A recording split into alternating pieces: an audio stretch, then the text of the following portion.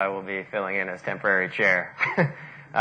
So myself and Tom Knight and Chris will be talking in this session. I think the general topic of the session is sort of standard parts and automated methods to deal with those. And Tom, I don't know exactly what you're going to be presenting on. I think it might be parts for metabolic engineering. Cells for metabolic engineering. Okay. So yes, for those who just walked in, we don't know where Chris is, so if you happen to know where he is, send him over, Jay. Okay. Does this work here? Okay, great.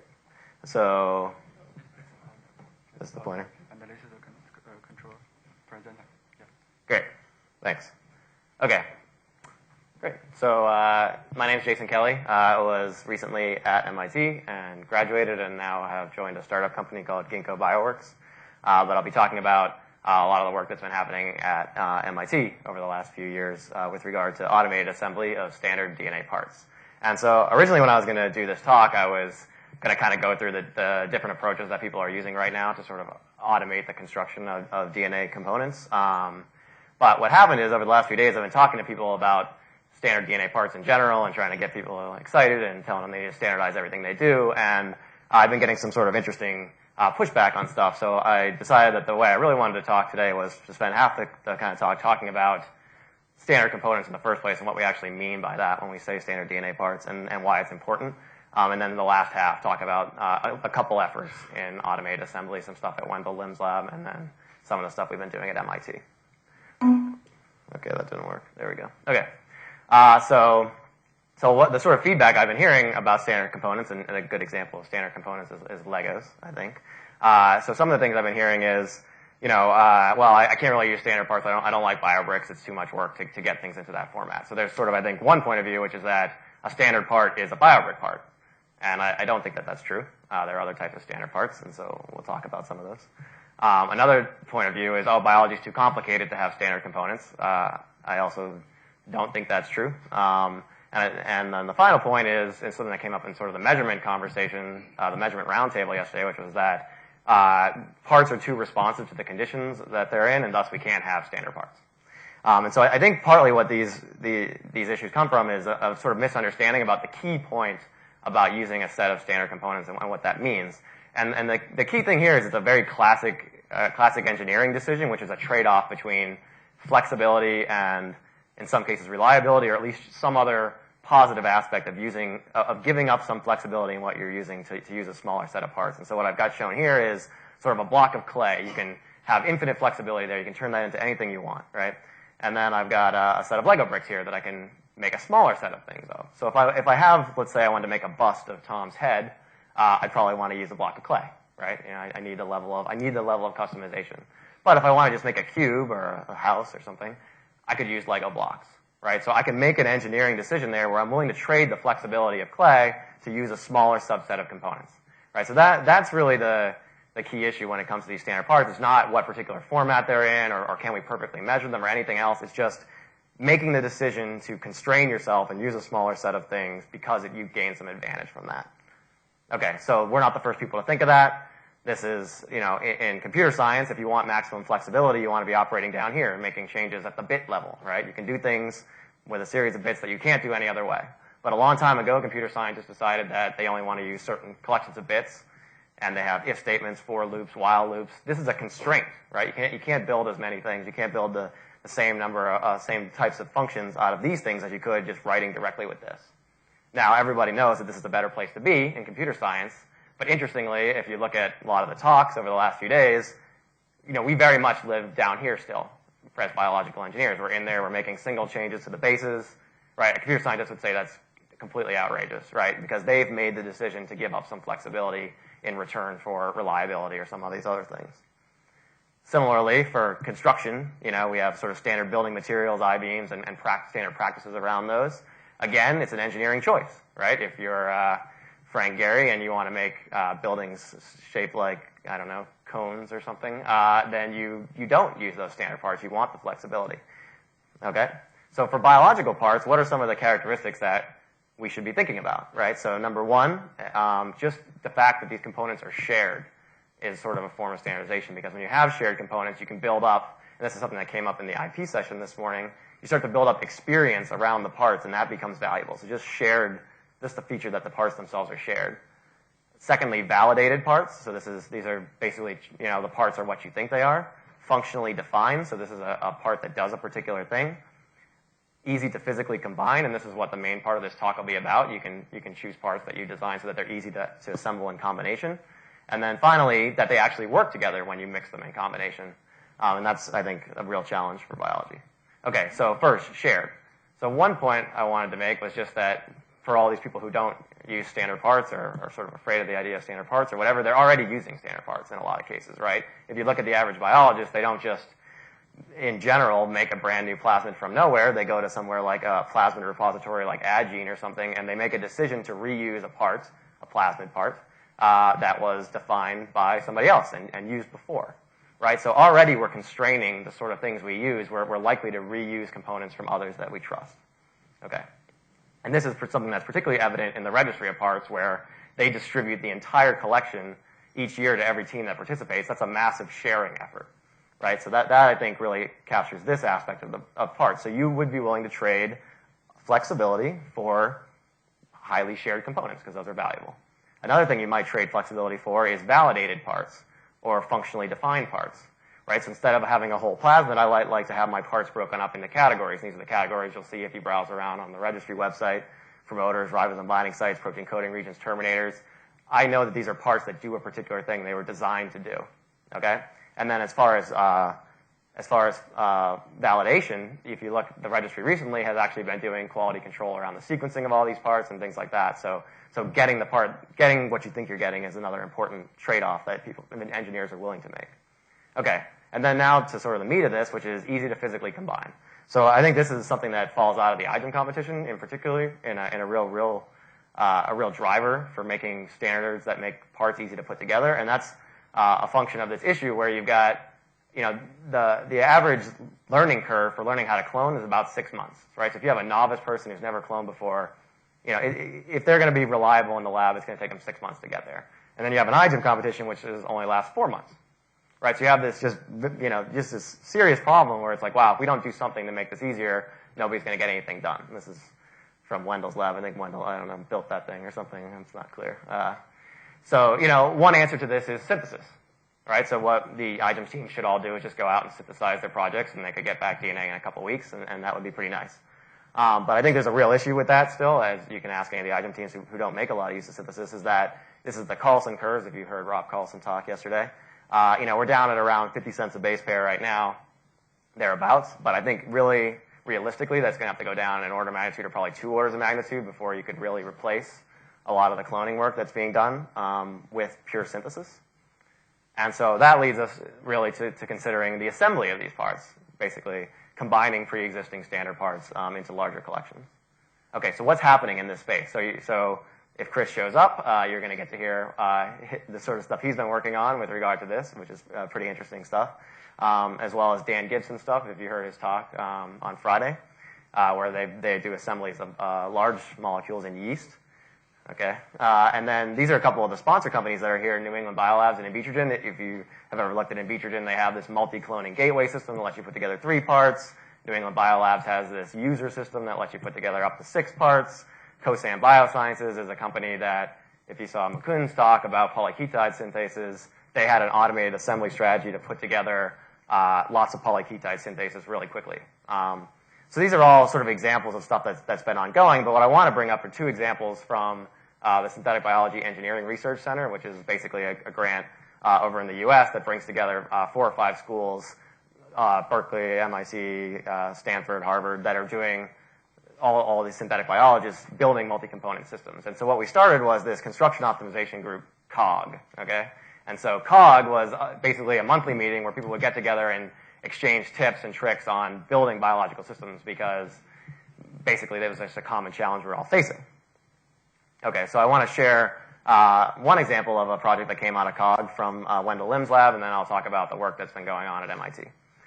So from Wendell's lab, Sergio here wanted to basically build a lot of variants of this particular pathway. So we had a promoter, a tag, an effector module, a leucine zipper, and a terminator. And so in his initial project, he had one of this red part, 3 of these blue parts, 2 yellows, and 4 different promoters, right? So 3, 6, 20, 24 different variants that he wanted to build. So he came up with sort of a standard. He decided to make up his own standard for parts using a Type 2S restriction scheme where he would put each part flanked by these Type 2S recognition sites, and they would cut within and leave a particular overhang with the cleavage site. Okay? And so it would look something like this. If he wants to put these 3 parts into the vector, there's an A site, a B overhang, a B overhang, a C overhang, a C overhang, and a D overhang. You could mix them all together and do a 3-way ligation into this vector in one shot. Okay? And so, but by choosing these overhangs, by actually leaving scars between the parts, what he then allowed to do was he wouldn't have to rebuild these parts to do different combinations. He could just keep doing combinatorially, drop in any of the blue plasmids with any red, yellow, and orange and do a new construct without having to rebuild these. And so what I like about this story is that then this has been gone on and used in the LIM lab. Since then, I talked to Sergio a couple of days ago about this, and they've now done sort of 1,000 of these 3-part insertions. Each one's about 1.5 to 6 kb with about a 90% success rate. And a lot of these are actually done by, the iGEM team. So they made it practical enough that it works. Hey, how's it going? Works pretty reliably. Okay. So, and then another point I want to make here is if you look at the scale of this is over the last year and a half. On average, it's about a 3 kb plasma, and they've made 1,000 different variants, right? So this isn't, again, something at the current prices of synthesis that could have been synthesized, right? So, you need at least an order of magnitude. I don't know if you ask Wendell, you probably need 2 or 3 orders of magnitude before he'd be willing to pay for this straight up. Okay. So the second thing I wanted to talk about then was the work that's been ongoing at MIT. And this is more directly related to the original BioBrick standards. And so if you check out this page here, if you go to OpenWetWare and search for standards, technical formats, you can find a number of different, an ongoing conversation about different formats for standard parts around assembly. And so I think Chris will talk later on about his BBB assembly method. There's the original BioBrick strategy that Tom Knight came up with. There's 6 or 7 other ones as well. Okay. So I'll just go through the one that we've been working on at MIT to automate the assembly of, which is the original BioBrick strategy. So a lot of you are familiar with this, but here's your basic BioBrick part, flanked by Echo X plus B and PST. The BioBrick assembly method is you digest with 2 enzymes here, 2 enzymes here, and then when you do the ligation, you end up with a mixed part, and the key point is that it's flanked by the same restriction sites as the original. So it can go back in and serve as the input to another round of assembly. Okay. A slight variant of this, or just an approach to doing this, is to choose your antibiotics wisely, such that you don't have to actually gel isolate the individual components when you do the ligation. You can just do this in one pot with the plasmids present and select, based on those destination vectors, antibiotic resistance, and then you can just do this all at once in liquid phase, which is nice for automation. So one thing I should mention about Wendell stuff is that I think it's very good at the bench, Sergio stuff, but it requires gel isolation, so it makes it a little tough to automate. Okay, so in the end, because the outputs can serve as inputs to the next round, you can do a hierarchical assembly. So if I have 8 parts I want to put together, I can do it in 3 rounds of assembly. And so that brings us to trying to automate this, right? So this is work really done by Randy, Tom, and Megan Lizarazo over in Tom's lab over the last couple of years. So I'm just going to describe that work a bit. So the robot that we've been working with is just a commodity liquid handling robot, Eppendorf EP Motion 5075. And this is the basic process. So you would mini prep a set of these input BioBrick parts. You do the normal digest with restriction enzymes, ligation, transformation. We do a serial dilution step on a 96-well plate rather than plating onto agar. And then you pick, and I'll explain how that works, then you pick individual colonies from that to do a mini prep and go into the next round. Okay, so what this ends up looking like in terms of time, on your first day, in about 7.5 hours, you can work through the steps through to the serial dilution plate, and then you allow that plate to grow up overnight. Then in the morning, you can pick the single colonies at the end of the plate and start the next round. You do it overnight and goes back into the mini prep. So it's pretty clear that there's not much happening on day 2. So looking forward, we think we could pretty much bring this down to a 1-day process. And the consumables per assembly is $4 or $5. Okay, so this is Randy's been working out a software backend to support this. So you can basically go in here and put in the BioBrick parts. This is like the left-hand part, the right-hand part that you want to use in an assembly, and this is what you'll get out of it. And then the software will generate basically the appropriate files to run the robot from a given library plate that goes into the process. So a lot of this stuff is sort of nitty-gritty, but in the end, one point to make here is this is really a process engineering project, right? At this point, I mean, what needs to happen is we need to be more serious about the QC around these things, and this is the kind of stuff that just needs to happen if we're going to get the assembly working reliably. Okay. So you can also do analysis of the results with this. We basically run egels to get the sizes, and here's the serial dilution plate I was mentioning. So basically the way this works is we load the transformation mix here. We do 1/3 dilutions into each well down the row. The media changes color if cells grow. And then after the overnight, we pick from this last well, and statistically it should be basically 1 or 2 cells that produce that. So as long as your efficiency is high enough, those 2 cells should be clonal. And that's what we kind of bank on. Okay, so how does it work? So the current status is we're getting basically 90% success rate with a control part assembly, where we're assembling basically a promoter RBS and a reporter terminator that we can easily see how well they're doing. We can get about 24 assemblies per run, again with the runs taking 2 days right now, but it's pretty easy to scale that up to 90 assemblies per day using the same robotic platform. One point to make is that the success rate is reduced when using just random parts from the BioBrick collection rather than the control parts. So if I just pull something out of the registry and put it in, and it doesn't work as well. And the reason for that is it has to do with the QC of these input parts. So a lot of them are not necessarily what we think they were, that sort of stuff. Now, that has led to a quality control project on the part of the registry then to go forth and sequence a lot of these parts so that we have better inputs into this process. Okay, and then another common error in general is getting sort of a dirty prep where you end up with genomic contamination in your mini prep, and then if that gets cut with the BioBrick sites, you can get that inserted and it shows up as a false positive. Okay. So the thing I wanted to end on was just to make a point, which is that, the standard parts, let's say synthesis cost went to 0, right? So we could get as much synthesis as we wanted for free. There's still going to be value, as I was mentioning before, in having standard parts in the first place, right? So there are all these other reasons that you would make the trade-off between having maximum flexibility and moving to using standard components, having to do with validation, reliability of the thing you're using working, having other people having experience with the components, all that stuff. So I think, my advice, for what it's worth to folks would be to move as quickly as possible to using standard parts, even if you don't think it's worthwhile for making your assembly any better or whatever.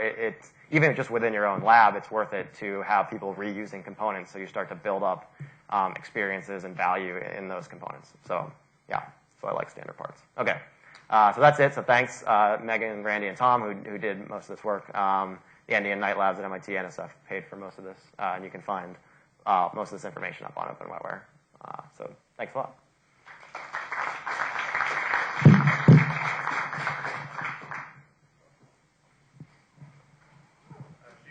Yeah.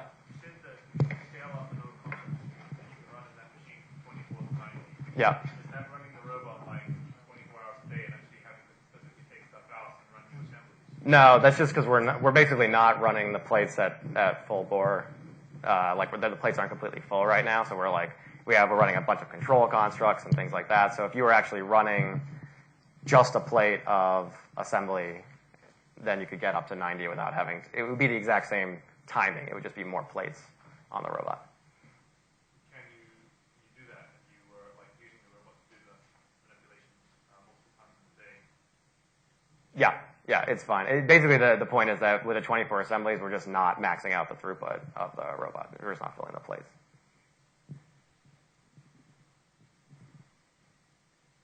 Did you actually systematically check so apparently you had more errors with the when using random parts from the registry.